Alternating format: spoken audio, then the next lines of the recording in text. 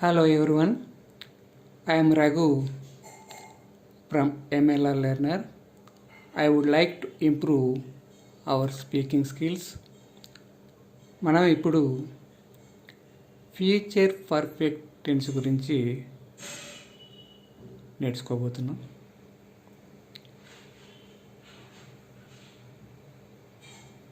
Future అంటే భవిష్యత్ కాలం, perfect అంటే completed. We use this to talk about a future action that will be completed at or before a specific time.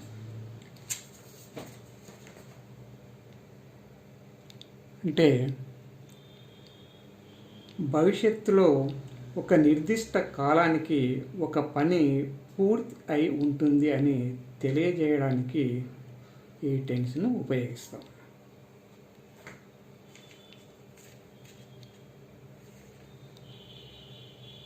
Keywords అంటే సాధారణంగా దీనిలో ఉపయోగించినటువంటి పదాలు by, before, when and etcetera.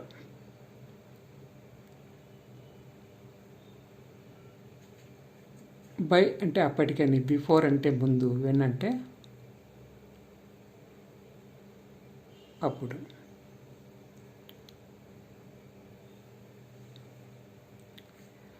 By for example, I shall have taught English by this time tomorrow. అంటే రేపు ఈ time వరకు నేను ఇంగ్లీష్ని బోధించి ఉంటాను.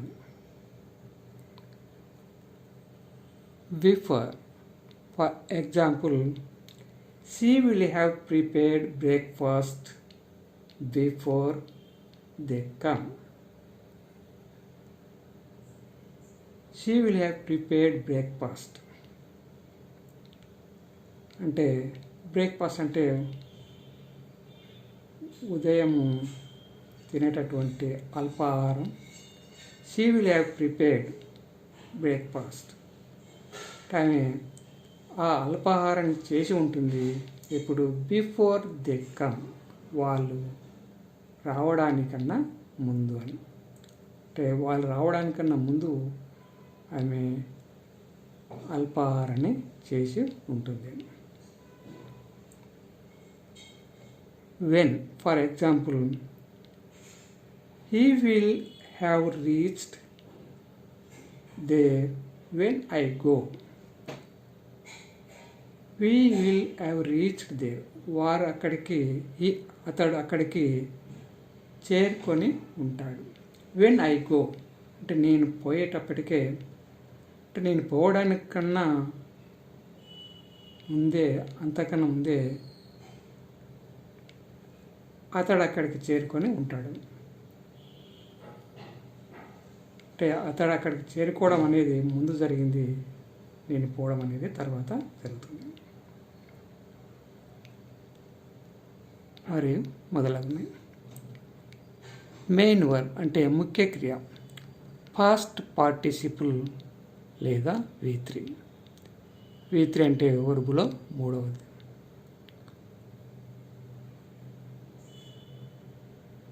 Every perfect as same main verb that is V3 or past participle. అంటే ప్రతి పర్ఫెక్ట్ టెన్స్ కూడా ఈ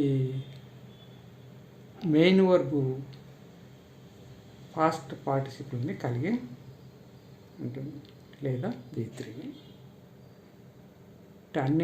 అన్ని పాస్ట్ పర్ఫెక్ట్లో కూడా ఒకే రకమైనటువంటి మెయిన్ వర్బ్ ఉంటుంది, అది పాస్ట్ పార్టిసిపుల్.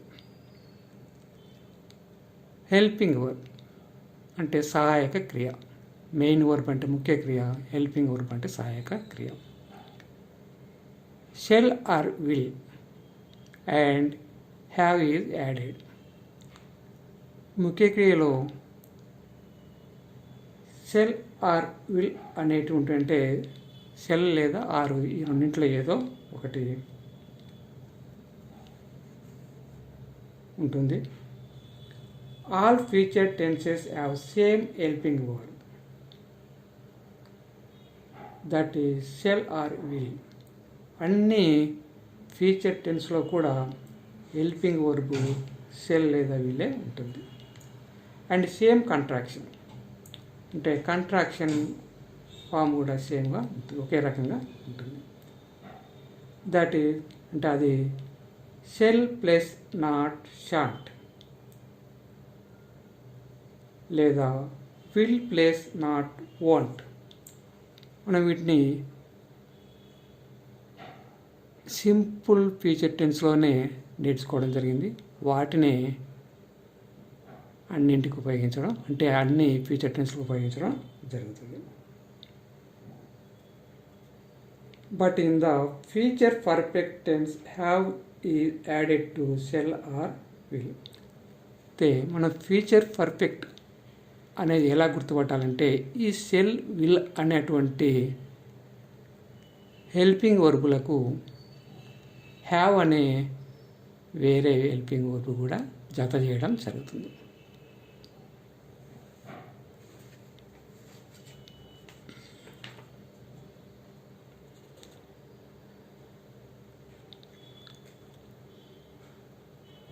ఎగ్జాంపుల్,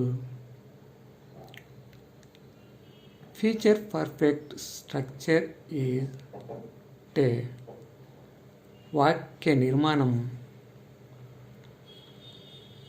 సబ్జెక్ట్ అంటే కర్త ప్లస్ హెల్పింగ్ వర్బు. హెల్పింగ్ వర్బ్ని షెల్ లేదా విల్ ఆ రెండింటిలో ఏదో ఒకటి ఉపయోగిస్తాం. Plus have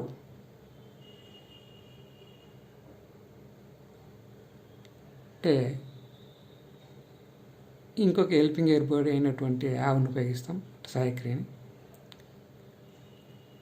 plus main verb that is V3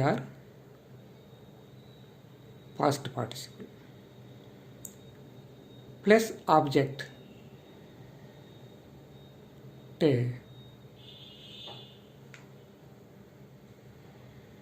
కర్మ అంటే కర్త హెల్పింగ్ వర్బ్, హ్యావ్ అనే ఇంకొక హెల్పింగ్ వర్బ్, ముఖ్య క్రియ మరియు కర్మ. వీటితో ఫ్యూచర్ పర్ఫెక్ట్ టెన్స్ ఏర్పడుతుంది. ఇక్కడ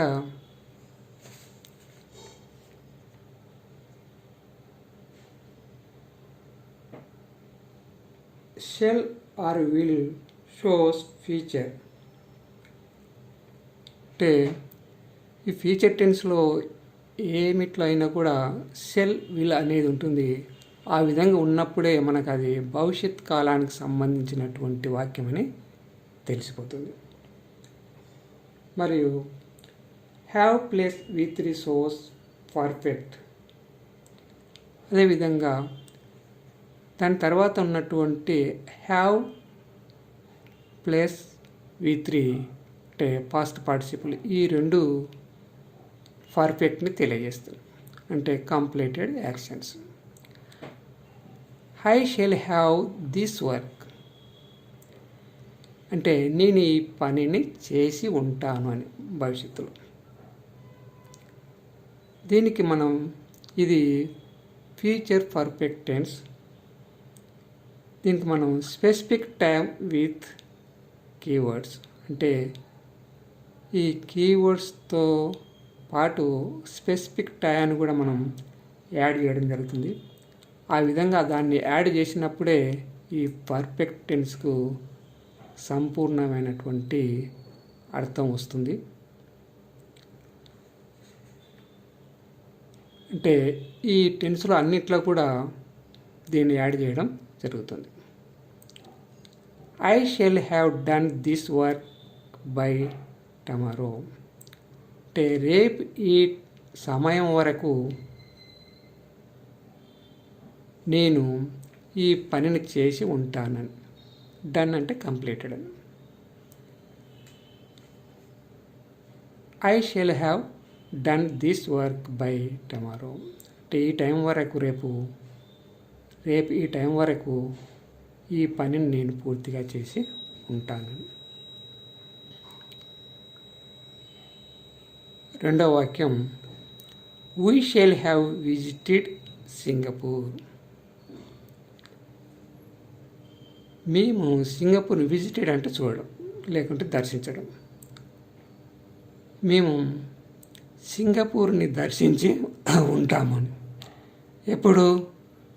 బై నెక్స్ట్ ఇయర్ అంటే వచ్చే సంవత్సరం వరకు. అంటే వచ్చే సంవత్సరం వరకు మేము సింగపూర్ని దర్శించడం జరుగుతుంది. మూడవ వాక్యం, they will have gone out when she comes here. When she comes here, ఆమె వచ్చేటప్పటికి అంటే ఆ సమయానికి they will have gone out, వారు వెళ్ళిపోవడం జరుగుతుంది. అంటే ఉదాహరణకు ఆమె ఇంటికి వచ్చే సమయానికి వాళ్ళ ఇంట్లో ఉండరు, వాళ్ళు వెళ్ళిపోతారు. They will have gone out, వారు బయటికి వెళ్ళిపోవడం జరుగుతుంది. ఎప్పటి వరకు? వెన్ షీ కమ్స్ హియర్, ఆమె ఇక్కడికి వచ్చే వరకు వాళ్ళు వెళ్ళిపోవడం జరుగుతుంది. నాలుగవ వాక్యం, she will have cooked lunch before you go there. ఆమె లంచ్ అంటే మధ్యాహ్నం భోజనం, కుక్డ్ అంటే వంట చేసి ఉంటుంది. ఎప్పటి వరకు? బిఫోర్ యు గో దేర్ అంటే నీవు అక్కడికి పోవడానికన్నా ముందే ఆమె మధ్యాహ్న భోజనం చేసి ఉంటుంది.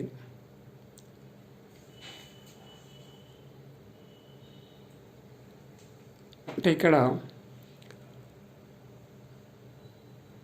మధ్యాహ్న భోజనం చేయడం అనేది ముందు జరిగింది, నీవు పోవడం అనేటువంటిది తర్వాత జరిగినటువంటి పని లేదా యాక్షన్. ఐదో వాక్యం, you will have completed your work by 6 PM. అంటే సాయంత్రం 6 గంటల వరకు నీ పనిని పూర్తిగా చేసి ఉంటావు అని. ఆరో వాక్యం, he will have learned English by next week. అంటే వచ్చే వారం వరకు అతడు ఇంగ్లీష్ నేర్చుకొని ఉంటాడు అని. అంటే ఇప్పుడు ఇంకా పూర్తిగా రాదు, ఇంకా వారం రోజులు అయితే ఆ టైం వరకు నేర్చుకొని ఉంటాడు అని. ఏడవది, కానీ వీటికి బదులుగా సైక్లోన్ అనేది రాయడం జరిగింది. సైక్లోన్ అంటే భయంకరమైనటువంటి తుఫాను. Cyclone will have reached to India by that time. అంటే ఆ టైం వరకు ఈ తుఫాన్ అనేది ఇండియాని చేరుకొని ఉంటుంది, అంటే ఇండియాకు వస్తుంది. అంటే ఇప్పుడు ఎక్కడో ఉంది, బై దట్ టైం అంటే ఫర్ ఎగ్జాంపుల్ రేపు అనుకోండి, అంటే రేపటి వరకు తుఫాను మన ఇండియాని చేరుతుంది.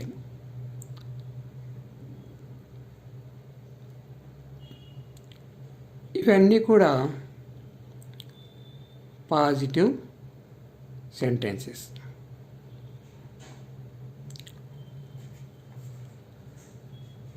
మనకు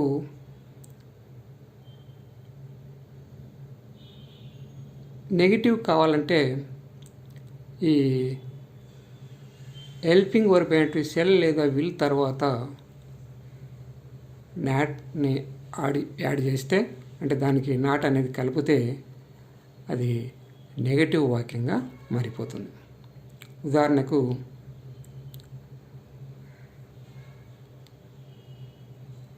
నాలుగవది తీసుకుందాం. She will not, short form is won't. She won't have cooked lunch before you go there. అంటే నీవు అక్కడికి పోవడానికి కన్నా ముందే ఆమె మధ్యాహ్న భోజనాన్ని తయారు చేసి ఉంటుందా అని, తయారు చేసి ఉండదాని. ఇది నెగిటివ్ కదా. ఇది she will not have cooked lunch before you go there. అంటే ఆమె నీవు పోయేటానికి మధ్యాహ్న భోజనాన్ని తయారు చేసి ఉండదు అని.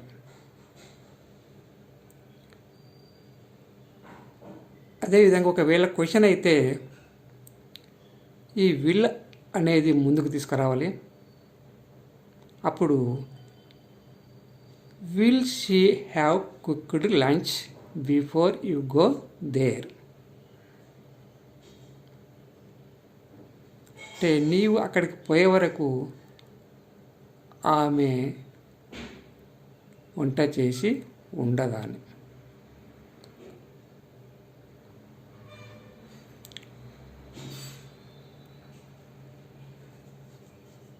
Will have cook lunch before you go there and add question mark. అంటే చివరిన క్వశ్చన్ మార్క్ యాడ్ చేస్తే అది క్వశ్చన్ అవుతుంది. ఇక్కడ మనం విల్ అనేది సబ్జెక్ట్ కన్నా ముందు రాయాలి. అంటే అప్పుడు అది క్వశ్చన్ అవుతుంది. కాబట్టి నీవు అక్కడికి పోవడానికన్నా ముందే ఆమె వంట చేసి మధ్యాహ్న భోజనాన్ని చేసి ఉంటుందని. ఒకవేళ నెగిటివ్ అయితే will she not have cooked lunch before you go there. ఇది నెగిటివ్ క్వశ్చన్ అనుకుంటే నీవు అక్కడికి పోవడానికన్నా ముందే ఆమె మధ్యాహ్న భోజనాన్ని తయారు చేసి ఉండదాని. ఈ విధంగా మనం షెల్ కానీ విల్ కానీ ముందుకు తీసుకొస్తే అది ముందుకు తీసుకొచ్చి వాక్యం చివరన క్వశ్చన్ మార్క్ పెడితే అది క్వశ్చన్ అవుతుంది. లేదా షెల్ విల్కు నాట్ అనేది యాడ్ చేస్తే అది నెగిటివ్ వాక్యంగా మారుతుంది. మనం ఇక్కడ రెండు యాక్షన్స్ జరుగుతున్నాయి. అంటే మనం పాస్ట్ పర్ఫెక్ట్ టెన్స్లో రెండు వాక్యాలు. అంటే remember in the past perfect as two past actions. First one is past perfect tense and second one is simple past tense. మనం పాస్ట్ పర్ఫెక్ట్ టెన్స్లో రెండు పాస్ట్ యాక్షన్స్, అంటే రెండు కూడా జరిగిపోయినటువంటి పనులని తెలపడం జరిగింది. అందులో మొట్టమొదటిది జరిగినటువంటి పని పాస్ట్ పర్ఫెక్ట్ టెన్స్, రెండవది simple past tense. But in the future perfect tense we don't know it is real or not. అంటే మన పర్ఫెక్ట్ టెన్స్ని పాస్ట్ పర్ఫెక్ట్ టెన్స్ని అవి జరిగిపోయినటువంటి కాబట్టి అవి నిజమైనటువంటి అంటే ట్రూ అంటే రియల్ అంటే అవి నిజంగా జరిగినటువంటివి. But in the future perfect tense we don't know it is real or not. అంటే అవి మనం ఊహిస్తున్నాం కానీ అవి జరిగి ఉంటావో లేదో మనకు తెలియదు, జరుగుతావో లేదో గ్యారెంటీగా చెప్పలేము. So it is imagining. That's why we use here. First one is future perfect tense and second one is simple present. అంటే దీనిలో ఫస్ట్ రాసేటువంటిది ఫ్యూచర్ పర్ఫెక్ట్ టెన్స్ రాస్తాం. అంటే ఫ్యూచర్ పర్ఫెక్ట్ టెన్స్ని అనే పని ముందు జరుగుతుంది. దాని తర్వాత జరిగేటటువంటి రెండవ పని simple present tense. We don't use simple future. అంటే మనం పాస్ట్లో రెండు కూడా పాస్ట్ ఉపయోగించాం, కానీ ఇక్కడ రెండు కూడా ఫ్యూచర్ ఉపయోగించాము. ఎందుకంటే it is imagine.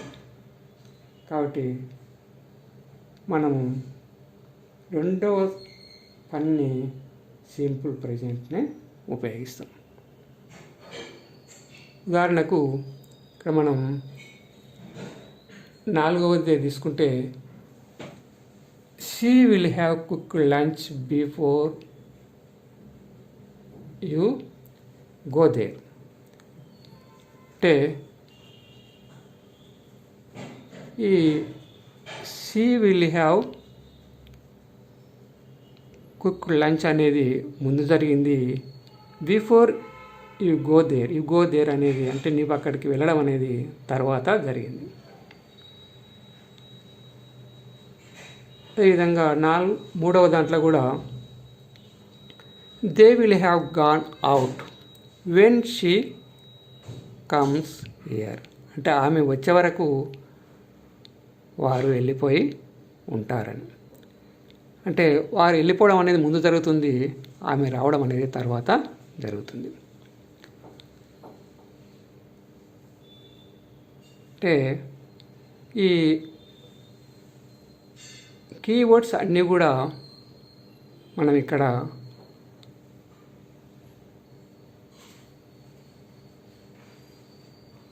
Simple present టెన్స్కి add చేయడం జరిగింది. దీనినే మనం తిప్పి కూడా రాయొచ్చు. అంటే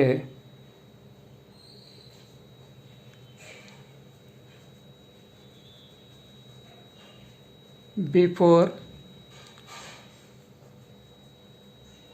you go there, comma she will have cooked lunch. అంటే ఈ విధంగా ముందు స్పెసిఫిక్ టైం విత్ కీవర్డ్ రాసినప్పుడు మధ్యలో కామా పెట్టాలి. తర్వాత ఫ్యూచర్ పర్ఫెక్ట్ టెన్స్ని రాయాలి. అన్నింటినీ కూడా అదే విధంగా రాయొచ్చు. ఉదాహరణకు ఒకటోది తీసుకుంటే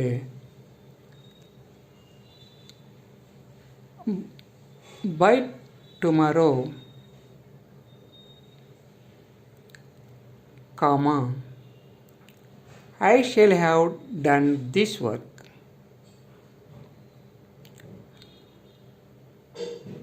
ముందు పర్ఫెక్ట్ టెన్స్ రాసి తర్వాత స్పెసిఫిక్ టైం విత్ కీవర్డ్స్ రాస్తే మధ్యలో కామా రాయకూడదు. ఒకవేళ first specific time with keywords రాస్తే మధ్యలో కామా పెట్టాలి. ఇదే విధంగా మనం మిగతా అన్ని పాస్ట్ పార్టిసిపుల్ని కూడా తీసుకొని ప్రాక్టీసు చేయాలి. ఇక్కడ ఈ షెల్ విల్ అనేది ఉపయోగించడం సింపుల్ ఫ్యూచర్ టెన్స్లో నేర్చుకున్నాం. అంటే shall is used with I and we. అంటే ఈ రెండింటికి మాత్రమే, ఐకి వికి మాత్రమే షెల్ అనేది ఉపయోగిస్తాం. మిగతా అన్నింటికి కూడా విల్ అనేది ఉపయోగిస్తాం. అంటే దే, షీ, ఇట్, యు అని అన్నింటికి కూడా విల్ అనే హెల్పింగ్ వర్బ్ను ఉపయోగించడం జరుగుతుంది. క్లియర్గా కావాలంటే మీరు సింపుల్ ఫ్యూచర్ టెన్స్లో చూడగలరు. ఇంకా మిగతా అంటే ఇక్కడ మనం 7 సబ్జెక్ట్ ప్రొనౌన్స్ అంటే ఈ 7 సర్వనామాలకు ఇక్కడ పాజిటివ్ వాక్యాలు రాయడం జరిగింది. మిగతా నెగిటివ్ క్వశ్చన్స్ మరియు మెయిన్ వర్బ్స్లో మనకు అంటే ముఖ్య క్రియలో మనకు అవసరమైనటువంటి పాస్ట్ పార్టిసిపుల్ వర్బ్ని తీసుకొని మనం ప్రాక్టీస్ చేస్తే దీనిలో మనకు అంటే ఫ్యూచర్ పర్ఫెక్ట్ టెన్స్లో సంపూర్ణమైనటువంటి అవగాహన కలుగుతుంది. Thank you.